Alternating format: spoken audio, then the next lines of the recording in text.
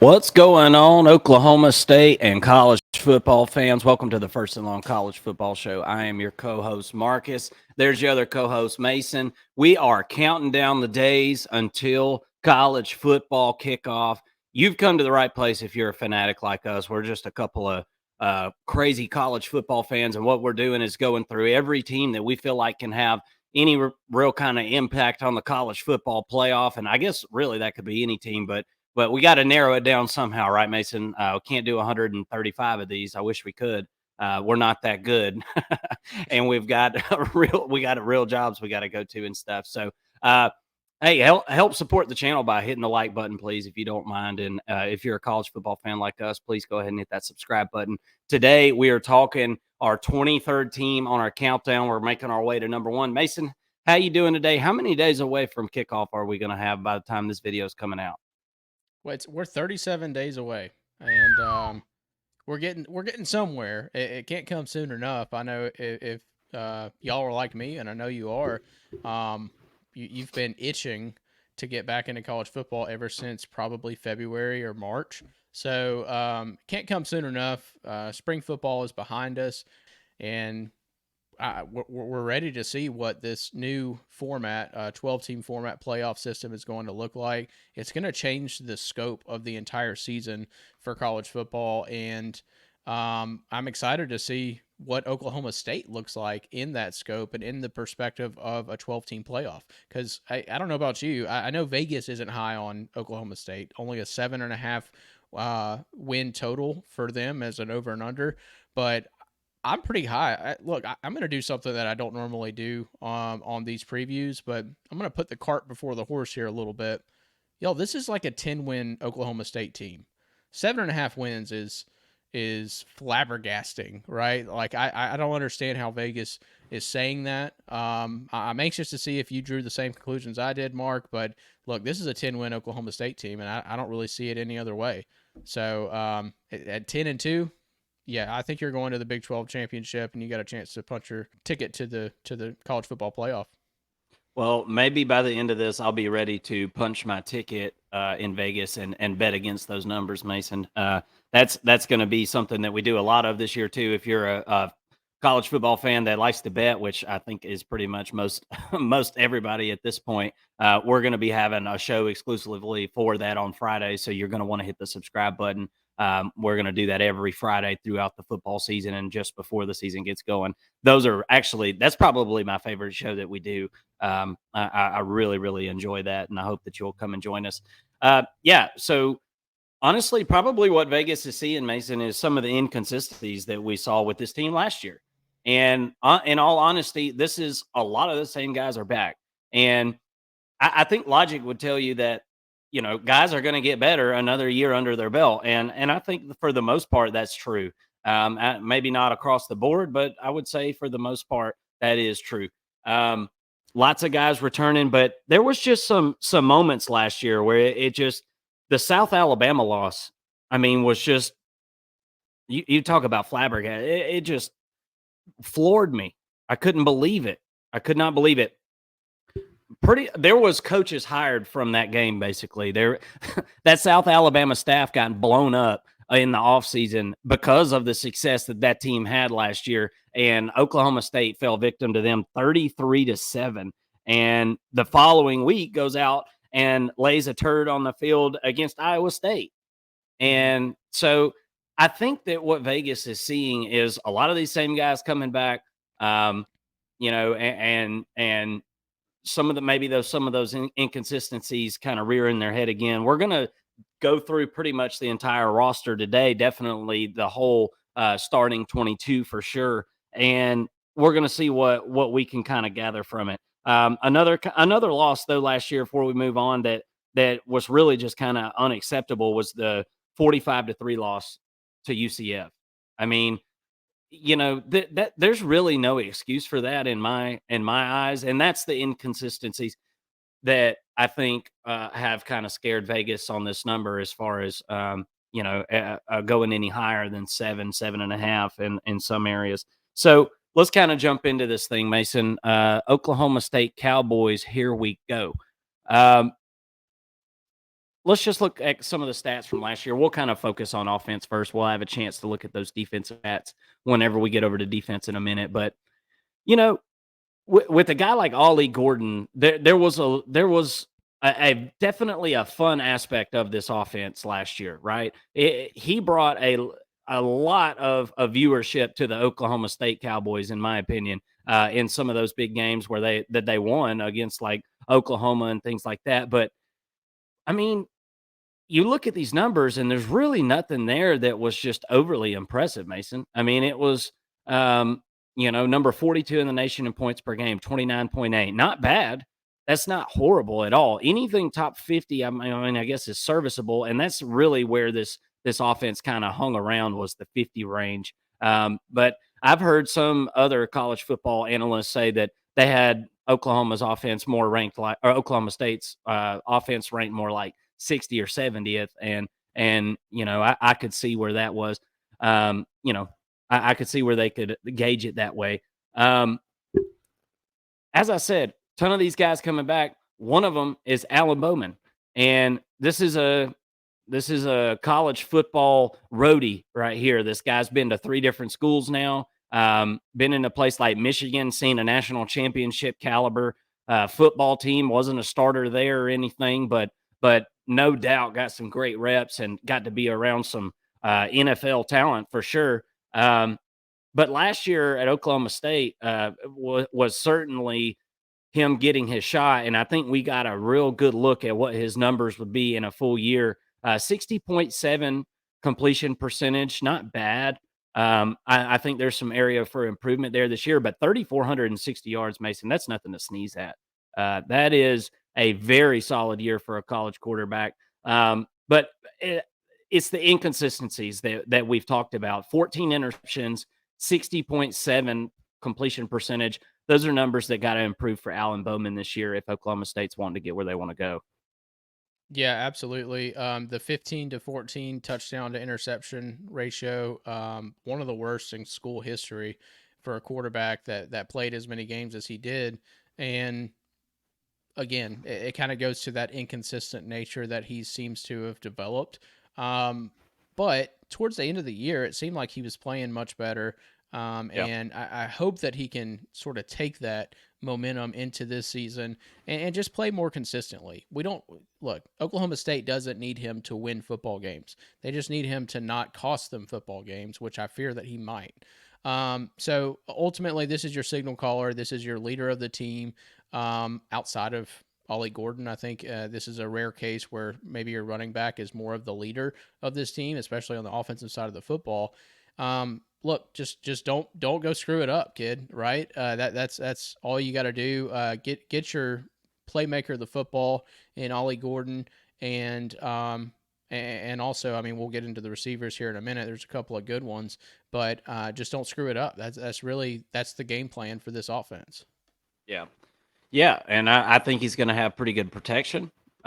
This team was a pretty good pass blocking team. We'll get to the offensive line here in a second. We'll talk more about that. Let's just kind of take a look at some of the notable offensive returners. We've already spoke on Ollie Gordon. I mean, Mason, this guy had 1,732 rushing yards. That's he had over 2,000 yards from scrimmage, 21 touchdowns. He was your Doak Walker Award winner in 2023. And obviously going to be on the Doak Walker watch list, as well as every awards watch list imaginable for an offensive player, including the Heisman. So Ollie Gordon is, definitely a guy that's going to fill up seats. Everywhere they go on the road, everybody's going to want to see Ollie Gordon, number 0 on that offense. And look, we're going to talk about the line here in a second, but I can't talk about Ollie Gordon without talking about this line a little bit. Ollie Gordon is a magician. He's a magic man. He didn't have holes that big that you could run through last year. It wasn't that this offensive line was just road grading people. They were pretty clearly better in pass blocking than they were in run blocking. And PFF agreed on that. Rated this offensive line group a 55 as far as rush blocking and 77 as far as pass blocking last year. So I'm no PFF expert, but I believe 77 is decent. But 55 is not great at all. So Ollie Gordon making something out of nothing. But you bring back a couple of really good wide receivers, and not the only good ones that you bring back. There was a couple that were injured last year that are coming back this year. We'll kind of get to them in a minute when we pull up the full roster. But Brennan Presley, Mason, 101 receptions, 991 yards last year out of the slot. He'll be back. Rashad Owens was really just kind of a nice surprise for everybody last year. Deshaun Stribling injuries kind of held him back last year, and Rashad Owens was able to go out there and really kind of help fill the void that everybody was kind of worried about at the wide receiver position. He had 63 catches, 895 yards, and he'll be back as well. So I say all this to say this. This may not even be the most impressive returners as far as sheer numbers. The offensive line, Mason, I mean, they bring back a ton. Let's kind of just go ahead and fast forward to that, and you can tell us what you think about these groups, all these groups and these returners. But no position group has more returning talent or snaps or starts than the offensive line.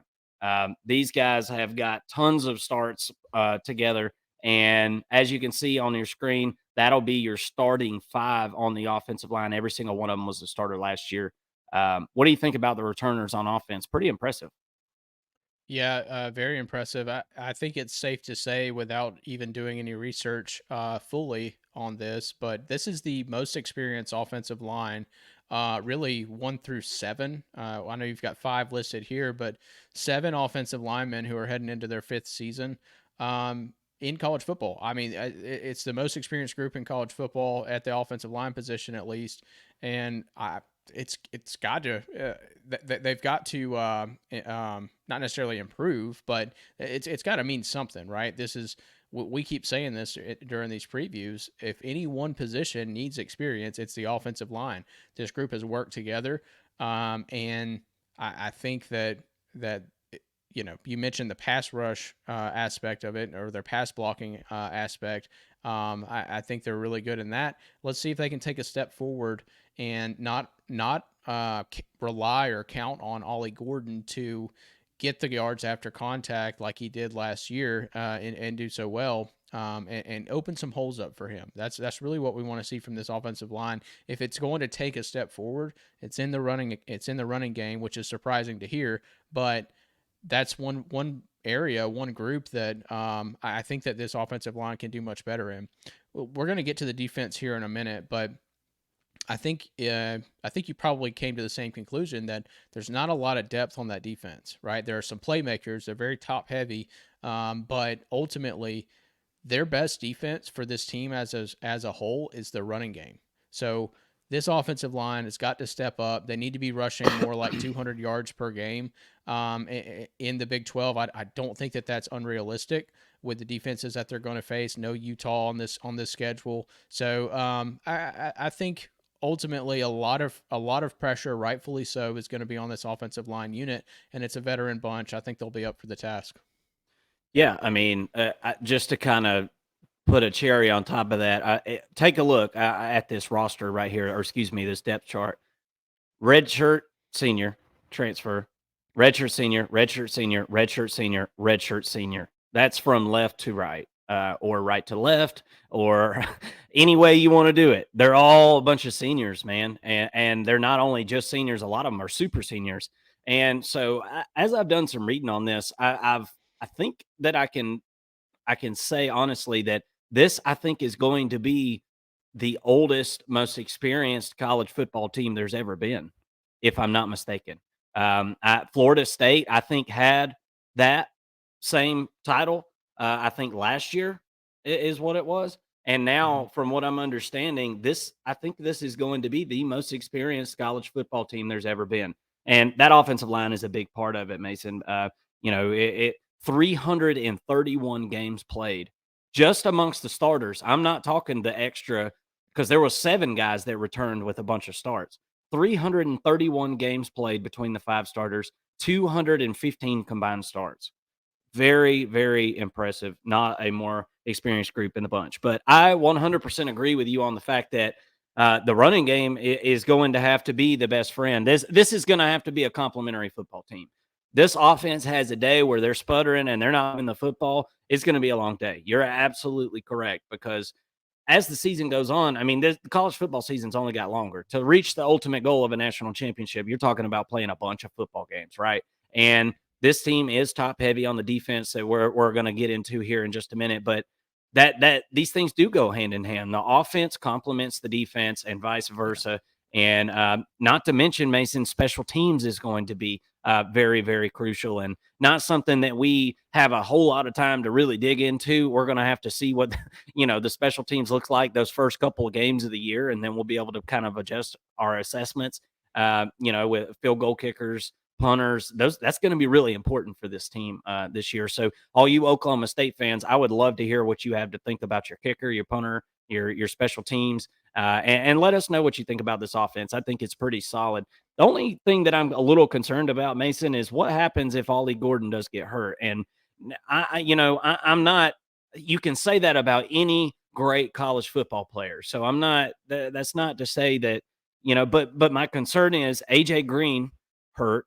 That was going to be your clear number two, and he's dealt with injury. He had 329 yards rushing in 23, but everybody was expecting him to be a part of this group. There's a guy named Den Howland, I guess, who's going to be a freshman maybe. So or a guy that just hadn't had any playing time. He may be a red shirt or something like that, but there's just not much proven talent in that running back room. And I'm a little bit concerned that if this offensive line doesn't take a big enough step forward in the rush blocking category, then it's going to be a little bit difficult. I mean, Ollie Gordons don't grow on trees. Otherwise, everybody would have one.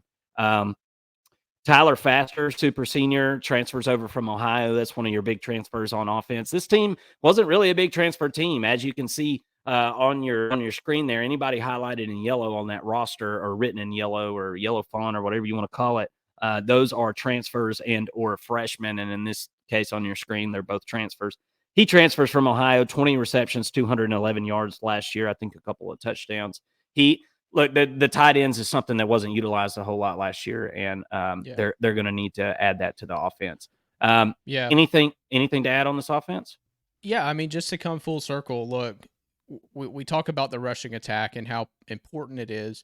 We also know that you can't be one-dimensional as an offense, right? They can't just go out and run the football 50 times a game and expect to win. Teams are going to be set up to defend that.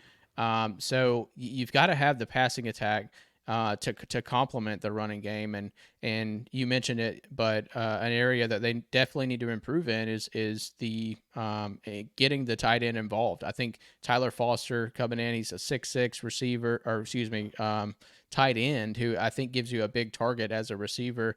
And maybe you get some more play action involved and get the tight end involved there to keep the defense on their toes, because you're going to have the opportunity to take some down the field shots. A lot of teams are going to be set up for the run, playing the run. So if Alan Bowman's able to take advantage of that, I think that's going to be what really kind of complements this running game, is just to keep them honest, and they did a pretty good job of that last year, getting Owens and Presley involved in the passing game. But I'd like to see them connect a little bit more on some touchdowns as well.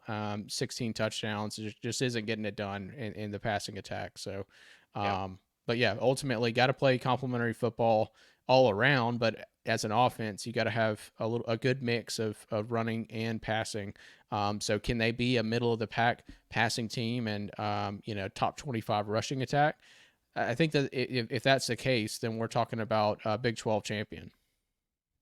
It's very possible. We're going to get to the schedule at the end. Everybody hang tight, and let's because I want to know what everybody thinks about the schedule and that over under that we talked about at the beginning. Let's go over to the defense. Brian Nardo continuing his reign as the defensive coordinator. Tough year, Mason, last year. He comes from the Division II level, and he has kind of been known for turning programs around, right? Some pretty bad. Historically bad football programs in the Division II level. He's taken to middle of their conference or top tier of their conference in a short amount of time. So he's a guy that they're kind of taking a flyer on, I think, in a sense. But you know, there was some things to glean, I guess, from last year, but that you can't expect too much from a guy like that who's look. Listen, I think it's becoming increasingly tough for guys to come from a lower level and boot their way up, unless you've got like a legendary coach. And Mike Gundy, don't get me wrong, and very famous in the college football circles, no doubt. But um, my point is, he doesn't bring a bunch of players with him, a bunch of Division One players. He can't bring a bunch of D2 players with him to Oklahoma State and expect that to make this defense better, right? And in the era of transfer portal, how many coaches do you see go somewhere and 5 or 6 guys follow them? I think it makes it easier for the coaches these days. I certainly do. But in Brian Nardo's case, I don't think he has that advantage. Let's just kind of go through the stats here. You see them on your screen. Opponents' points per game, 29.8. If you'll remember, whenever we looked at the offense, that was about what they were averaging on offense. So there's almost no differential between what you're averaging on offense scoring and what you're giving up on defense. And obviously, you're gonna have some close games. Now, not every game was like that. They were wildly inconsistent, but opponent yards per game 445. I mean, that's pretty pitiful. I think that's averaging giving up more yards than your offense is averaging, generating in a game. That's not going to work. So yeah, I can keep going through here, but you can see this team is ranked around the triple digit mark in pretty much every category on defense. And that's kind of surprising considering some of the guys they generated some serious stats. I think they were on the field a ton. We're going to look at some of these notable returners, and you'll see what I'm talking about. Excuse me. Nick Martin, a guy with over 100 tackles. And I had to write all this stuff down because, there was just accolades and accolades for these guys. And it doesn't make sense to me why those numbers look the way that they do after you listen to some of the stats that these guys had. I mean, Nick Martin, 2023 Big 12 leader in tackles, solo tackles, and tackles per game with 140. That's the most made by an OSU player since 1984. 16 tackles for loss, 21st among linebackers in sacks nationally. So, for all intents and purposes, this is probably the best defensive player just about in the Big 12 last year. Okay. And then you complement him with guys behind him like Kendall Daniels. Okay. Kendall Daniels, he was the 2022 freshman All-American. He was an honorable mention All Big 12 in 2023 with 105 tackles. Trey Rucker, pictured on the right side of the screen there, he had 100 tackles in 2023. Now, I do get concerned whenever you see 2 secondary players with over 100 tackles on the same team. That is a little bit concerning because it's like, where is the front seven, right? You got Nick Martin in the middle. It just very clearly you can look at the stats here and see that there was a deficiency on the outside. Now, this is a 3-3-5 defense, Mason, so it's a little funky. And I won't claim to be some kind of expert on X's and O's or anything, but I have seen 3-3-5 in action a pretty good bit over the last few years with some of these teams that feel like they can't get top tier talent. And so they try to scheme rather than match up and play man. And that's kind of what this defense does. But I just don't think they had the playmakers along the outsides of the linebacker groups or the defensive line last year to keep blockers off their linebackers. And it allowed the secondary players to make lots of plays that maybe they shouldn't have been making in the first place. But nonetheless, this is 3 guys with tons and tons of experience, stats, everything you could ask for. I can't think of a trio on a defense with more stats than that. 350 tackles between the 3 of them. That's unbelievable. Yeah, it is, and you expect that, and you want that out of. You don't expect 140 tackles, but out of your middle linebacker, that should be your leading tackler in a defense. The safeties, like you mentioned, having over 200 tackles between the 2 of them. That shouldn't happen. That means that offenses are getting to the third level. That's why they were 122nd in total yards allowed last year.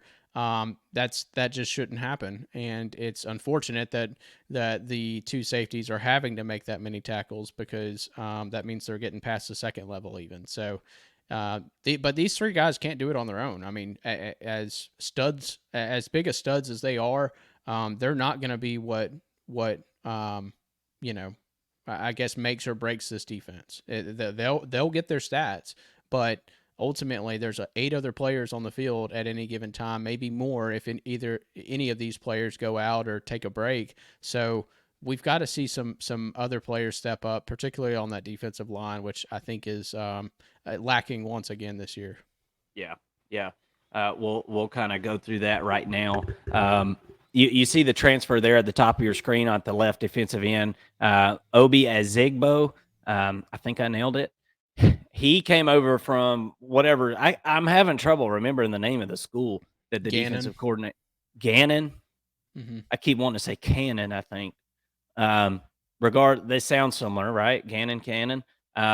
So he comes from Gannon, and he knows the defensive Gannon coordinator. Cannons. That's the one guy. That's their name though. They're the Gannon Cannons. Are you serious? No, I mean that would be awesome. I was like, nailed it. I thought maybe that was subliminally in my brain or something. Look, let's just kind of look at that defensive line because as we said, this is a 3-3-5 defense. So you're going to have three down defensive linemen. You got your 2 DNs and your nose tackle there. Look, I do like that Colin Clay is back. He only had 14 tackles last year, but you're not thinking your nose tackle in a 3-3-5 defense is going to make tons of tackles necessarily. That's not their job. That's not necessarily their job, but 2.5 sacks from that position is not bad. 3.5 tackles for a loss, not bad. He's 6'4", 330 pounds. So got some beef right there. I like that. That's one piece to the puzzle. And then, like I said, you bring over Ozigbo from Bannon, Fofanon, and can he level up, Mason? That's really what the question is going to be. I mean, we see the coach come over from the Division II level. Hasn't worked out great yet. Not to say that it won't, but how about the players? Let's see if the Division II player can come over and level up to Big 12 competition. We'll just have to wait and see on that. And at the right defensive end, you've got Cody Watershed or Sheed or whatever that is. Experienced, but not great is my notes there, Mason. The guy has got tons of starts. I mean, no doubt about it. But he's just not a top end talent guy. He's just not. Yeah. Xavier Ross, he's an experienced guy, and he'll be filling in those end spots as needed. Again, experienced. I don't think talent level is super high. So, that at least they're experienced. At least they're not inexperienced and not talented. Like, I know that sounds bad, but they're not upper echelon college football players as far as end pieces.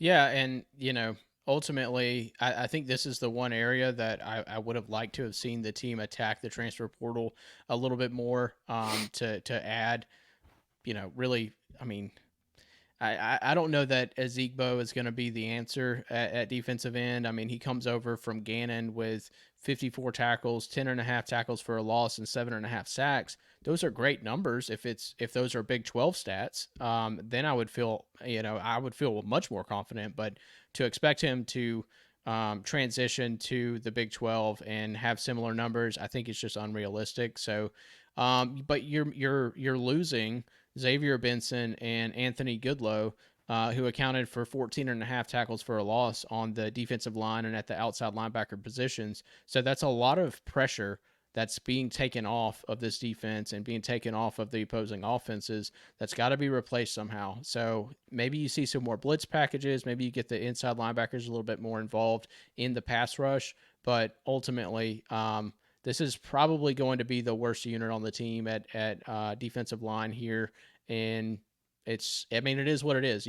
But you've got to make up that pressure and that havoc in some other way. I mean, even the two safeties were getting involved last season.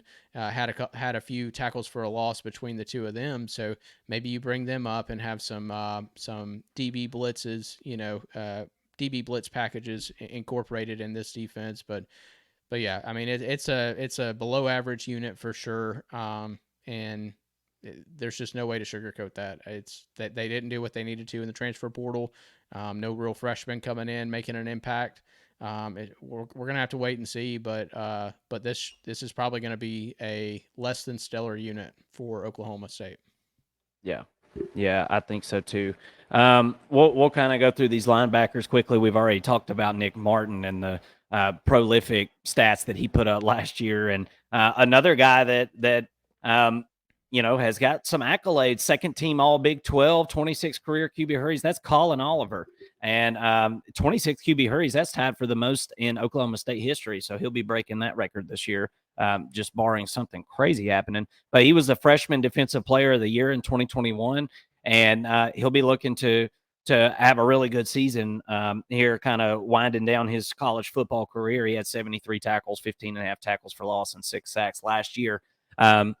Again, I think a lot of these guys, there's a reason they had so many tackles. They gave up lots of first downs. They were on the field a ton. That's not to say these are not good players, but the scheme just wasn't working.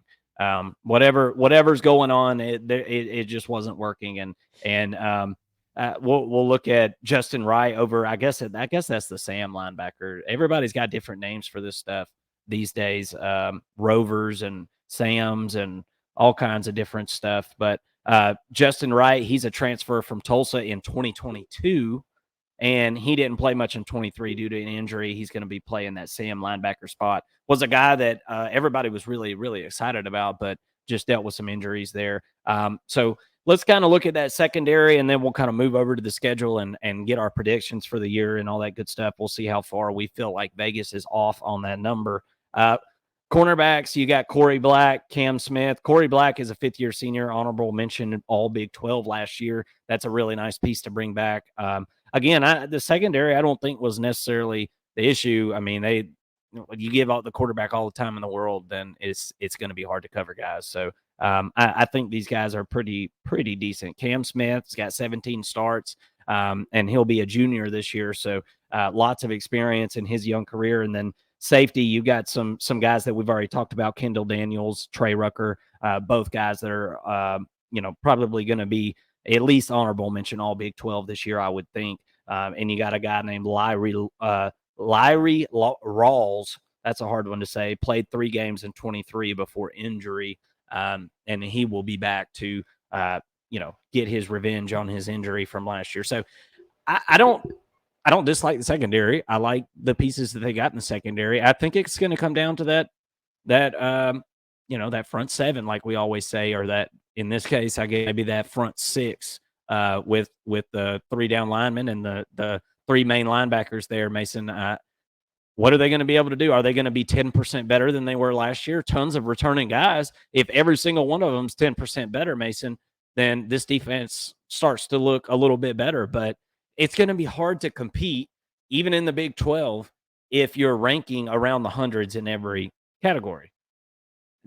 Do you think this defense is going to be better, Mason, or is it going to be more of the same, do you think? Unfortunately, I do think it's going to be more of the same. The hope, though, is that the rushing attack on the offense, like I mentioned earlier, is going to be a little bit better, and they play more possession.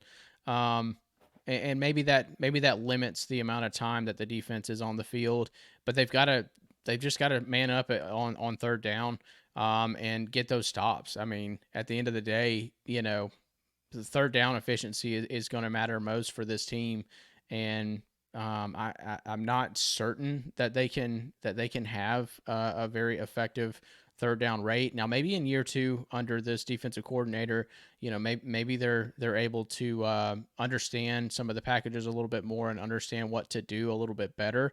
Maybe they do get a little bit of a bump from an intellectual standpoint, but ultimately they don't really have the dudes to get better. Great at middle linebacker, and that can take you a long way. Great at safety, all right, and that helps. cornerbacks are decent. Maybe middle to lower middle of the pack in the Big 12 there. But yeah, I mean, ultimately, the secondary's not exactly what you would want. It's not picturesque necessarily, and I think that this is going to be a below average Big 12 defense. But the team itself is going to depend on the offense, and we know that going into this season.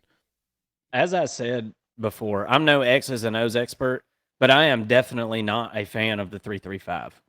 I'm just not a big fan of it. And whenever you've got a poor defensive line, I'm I get what I guess what you're trying to do is like, well, we only got so many decent defensive linemen, so we'll pick a scheme that requires the least amount. I feel like that's almost counterproductive. I feel like you're accentuating your weakness or Mm-hmm. rubbing salt in your own wound. Like this front three is never going to get pressure on their own.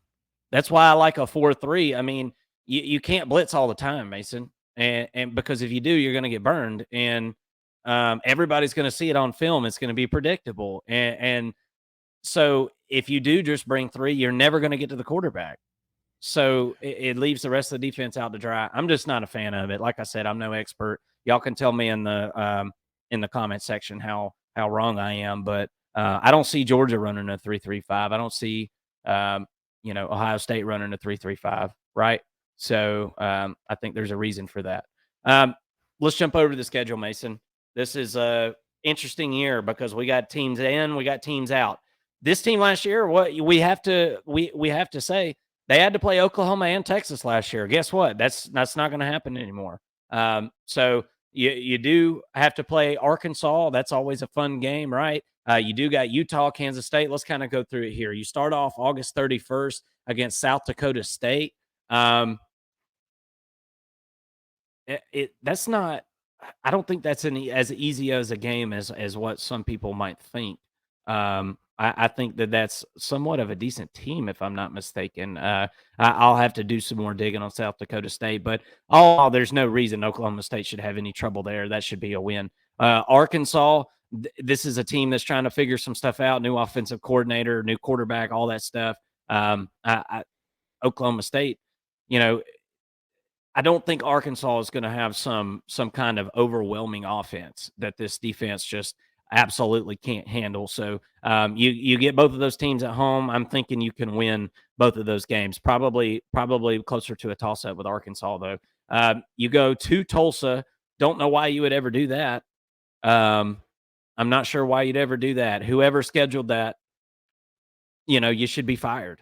You should never, as a Division I Power 4 college football team, be going to visit a team like Tulsa. That's a horrible idea, and I am not for it. So who knows what will happen in that game, Mason? Tulsa will be fired up to play the big boys in their own state.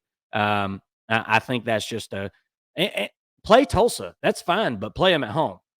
And then you've got Utah at home, at Kansas State, West Virginia at home. That's a tough slice right there. What do you think about those first 6 games? Yeah, I misspoke earlier and said that they don't have Utah on their schedule, and clearly they do. So I apologize for that, but I must have been mistaken with another Big 12 team. So, but yeah, you mentioned it, South Dakota State. Leading off with them, that game's kind of going to tell a lot about Oklahoma State, I think, and that's a tough team to face. They're very good for D2 school along the lines of scrimmage, and they're kind of doing what North Dakota State was doing for so long before. So that's kind of a tough little matchup there. If you're going to play a D2 school, you kind of don't want it to be South Dakota State right now. That's like the one team you really don't want it to be. But they should win that game. Not saying that they'll get upset, although South Alabama happened last year. I'm not going to bring that up anymore, I promise. So, Arkansas, that's a game that you should win. But if Arkansas hits with Bobby Petrino, that could be a tricky game. I don't think that Taylor Green, that might be a coming out for Taylor Green. You can't allow that to happen. If it does, not at home. he'll run all over this defense, Mason.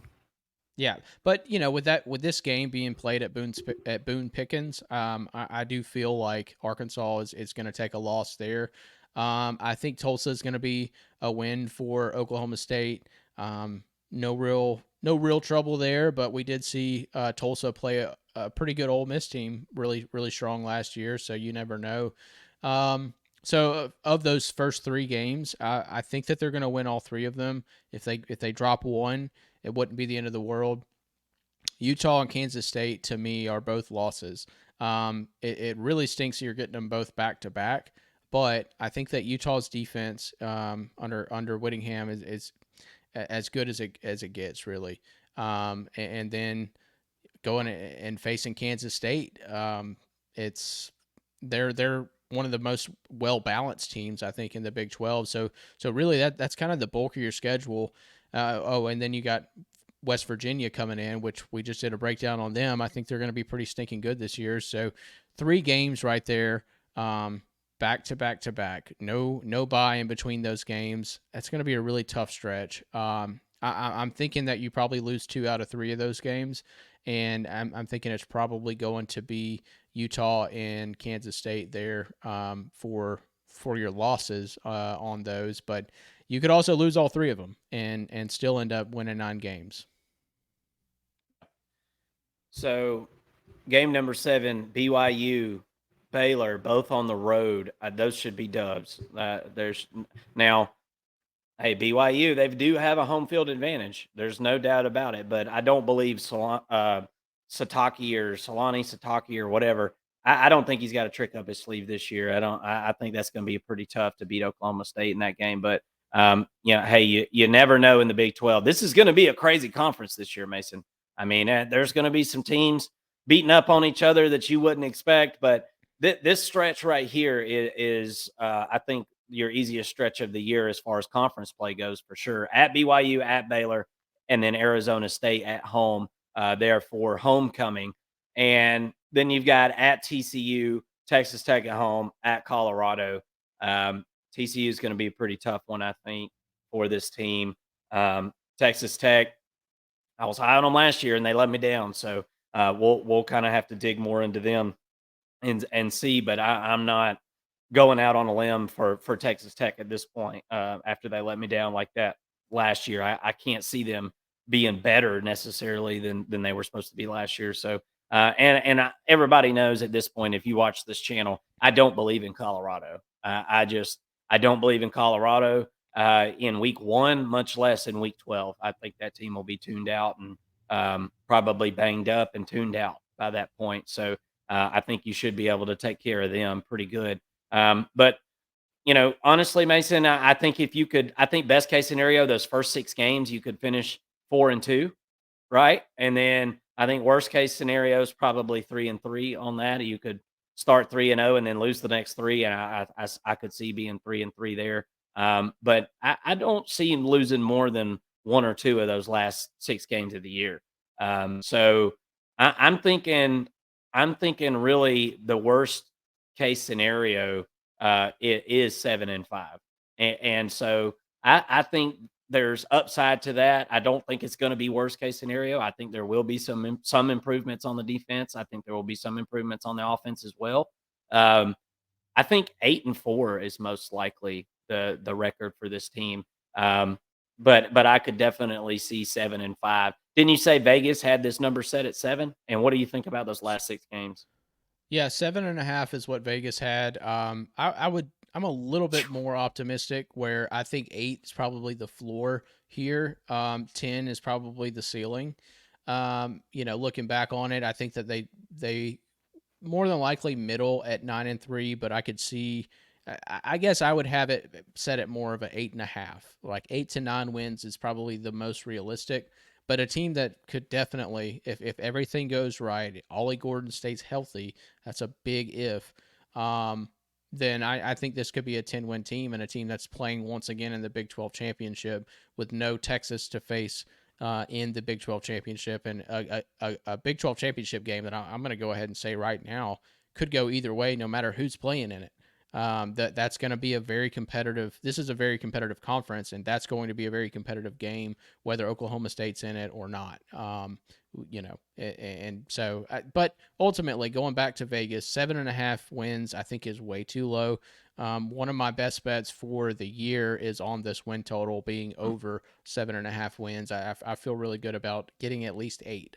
But this is a potential Big 12 champion in my mind. I'm leaning the over. I'm picking losses to Utah, Kansas State, TCU, and then one game you ain't supposed to lose because most college football teams lose one game you ain't supposed to. I'm gonna go on 8-4, so I'm gonna lean the over on that. Oklahoma State fans, I just want to tell you thank you again for tuning in to the First and Long College Football Show. We bring content like this all year round. The last month or so, we've been working on these videos, getting them ready for you guys and getting them ready for the college football season and getting our minds sharp and figuring out what these teams are all about. So if you know something about the Oklahoma State Cowboys that we didn't mention here, throw it in the comment section because everybody goes and watches these videos and then they go read the comment section. Help everybody out. Help us learn. We love learning from you guys. And most of all, hit that subscribe button and come join us throughout the season as we go live, post content, comment, all that stuff. We're very responsive in the comment section and love talking college football with you guys. But until next time, we'll be bringing another team to you tomorrow or in a couple of days whenever this comes out. So be looking for that.